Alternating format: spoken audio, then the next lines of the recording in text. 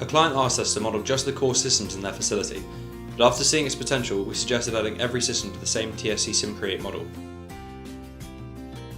The plant control system was then connected to the SimCreate model to form a simulation of the plant.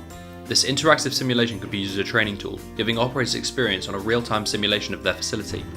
The operators could change plant configuration through control sequences with real-time feedback. This allowed the operator to better understand plant workings and made the transition to normal operations much smoother. The simulation was used by commissioning to create test methodologies and to validate documentation. It helped to identify control system faults early, before they were encountered on plant, saving commissioning time and effort. On the left, we can see the core processes, and here we see the main evaporator. If we then go through to cooling, we can see its primary and auxiliary cooling systems. The core lines are modelled as a single pipe that can contain any one of 3 fluids at a time.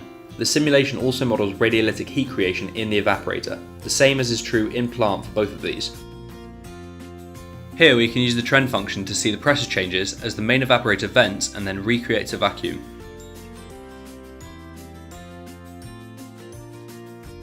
Using the admin login, fluid composition and molarity control can be accessed. This is also where the admin could set up equipment failure scenarios to check operator response to unusual plant readings as training exercises.